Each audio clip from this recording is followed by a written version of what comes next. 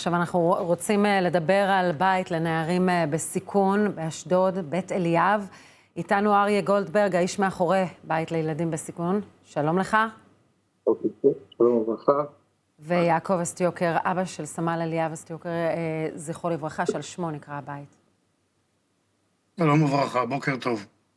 אז אני אתחיל קצת לשמוע על אריה, איך אתה בכלל יוצא לדרך הזו של להקים בית לנערים בסיכון, ועד באמת להקמה של מה שאתה עכשיו רוצה להקים את בית אליאב.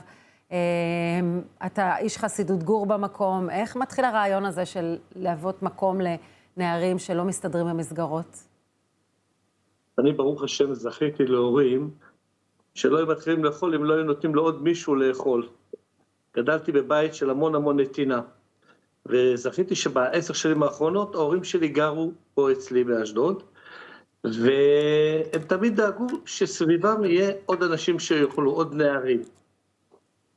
אז ככה שגדלנו מזה מינקות בנושא הזה. הנערים האלה הם מגיעים מפה לאוזן, אף פעם לא היה איזשהו פרסום במקום מסוים, אבל אמא תמיד דאגה, הרי תראה, הוא אוהב עוד תחינה, והוא צריך לראות מה קורה איתו, כי הוא לא אוכל, אז יש משהו מיוחד להכין לו, וכך זה, מפה לאוזן הגיע הנושא הזה. אז זה עוד לא בית רשמי כמו שאתם רוצים להקים עכשיו, אבל במהלך השנים אתם מארחים, וגם ארוחות שישי, סעודות, אתם מארחים לא מעט אנשים. מתי מתקבלת ההחלטה להפוך את זה לבית אליאב? אז ככה, ברוך השם, ב10 שנים האחרונות, זה יכול להיות גם הבית, קורה מצב שאתה לא יודע מי מגיע אליך, כי זה המון נערים שמגיעים, שפתאום הוא נפלט מאיזה מוסד שזרקו אותו, או בבית הוא לא מסתדר. בשנה האחרונה,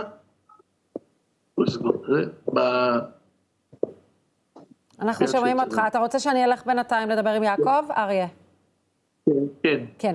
יעקב, אז בואו נדבר על אליאב, בנך, על כמה הבית הזה משקף או הוא ברוחו של אליאב. ממש ככה, זה כמו כפפה על היד.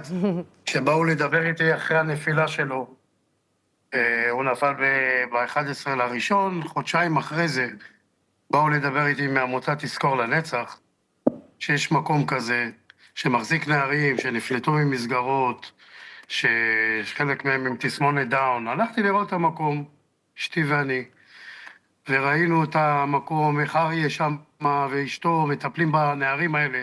הבנתי שזה התחיל משתי ילדים בהתחלה, וזה הלך וצמח, ובאו עוד ילדים, וזה נהיה כבר 30 ילדים. וראיתי את המקום, נפגשתי עם הבחורים שם, וראיתי את כל הקומה למטה, איך יש שם משהו מכונות כביסה שמחפשים להם, ודואגים להם לאוכל, ואריה דואג להם ליווי לעבודות, לגיוס, מתגייסים גם לצבא, ודואג להם, ממש מלווה אותם ומחזיק אותם ונותן להם לישון שם והכל, וזה ממש משקף, כמו שאמרת, את הבן שלי אליאב, שהוא ידע בשקט הפנימי שלו, היה בחור שקט, איך להתחבר לילדים המוחלשים בבית ספר, יש ילדים שהם לא כל כך מקובלים. אליאב ידע איך להתחבר לכל אחד בגובה העיניים. כן, ואנחנו יעקב רואים את התמונות של הבן היפה שלך תוך כדי שנתיים, עכשיו זה ממש שנתיים. תחזיר אותנו אחורה לנסיבות הנפילה שלו במלחמה בחרבות ברזל. כן, אליאב היה שנה בעזה, בנחל, בגדוד 931, היה נגביסט חוד, התאמן, עשה את כל המסלולים כדי לקבל את הנשקים הכבדים, מה שזה אומר להיות נגביסט חוד, והוא היה מרוצה מזה, ועשה קורס קטלני איתן, זה מין אמרים חדשים שקיבלו מארצות הברית, כשכולם יצאו לחופש הוא עשה את הקורס, וכל כך היה מרוצה מזה, ואהב את החברים שלו, ואהב את המקום, ובחודש האחרון היה בבית חנון, 3 שבועות, ובשבת בפרשת ויחי, הוא ב10 בבוקר יצא לליווי, התנדב כמובן לליווי של אחד הקצינים, בדרך לג'בליה, 14 חיילים, אליאב ישב למעלה מתוקף תפקידו כנגביסט, והייתה תקרית, והפעילו עליהם פיצוצים, שם היה להם מערב, והייתה תקרית של יריות עם המחבלים, והוא ישר קפץ, נתן כוח לכל החברים, ככה החברים מספרים. הוא קפץ קדימה, והפעילו עליהם מטענים, והיה שם יריות, צלפים, 28 דקות, עד שהמסוקים יכלו לרדת שם. ואליאב היה נפטר הראשון במסוק מתוך 4. הוא והחברים שלו. הוא היה נפטר הראשון, נפטר במסוק. ושנתיים זה לא מקחות את הכאב העמוק על האובדן הזה. ממש לא. הבית הזה הוא זה במובן... לא שנתיים, כן. אני מתקן אותך, זה סליחה, לא שנה. שנתיים, זה שנה. לא, שנה, סליחה, כן, סליחה, ב-11 חשבתי... לראשון, כן. 25. כן. אז שנת שנה זה 21. מאוד מאוד טרי, אז עבורכם ההנצחה הזו היא חלק באמת מהשיקום האישי.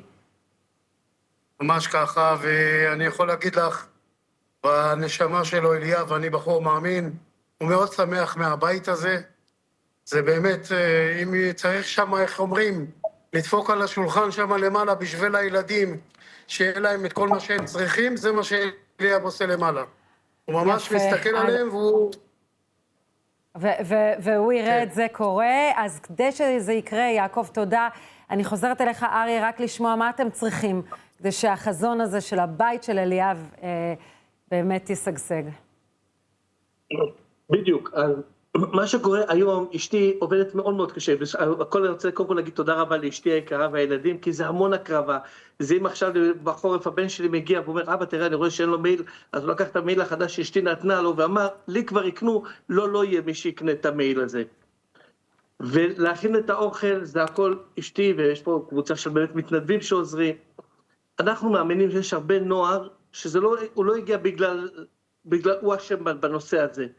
אנחנו היינו רוצים לתת להם יותר, לשלוח אותם למסגרות, כי חלק גדול פה אנחנו מעבירים אותם למסגרות, שיתאימו אם זה בעבודה, אם זה בצבא. היינו לפני כ3 שבועות במסע קומטה בחשמונאים בכותל, שהם הגיעו, יצאנו מוקדם, הבן שלי ואני קיבלנו כמה חבר'ה ברוך השם שהיו אצלנו, ויש פה המון אז אנחנו רואים תוך כדי השיחה איתך, אריה, באמת את העמוד של גיוס ההמונים, ואנחנו נבקש מהציבור, ממי שרוצה להתחבר כמובן למטרה הכל כך חשובה הזו, בית חם, גם לחיילים חרדים שרבים מהם מתגייסים, ולממש את החזון ואת ההנצחה של אליאב וסטיוקר. אז תודה רבה לשניכם, אריה ויעקב.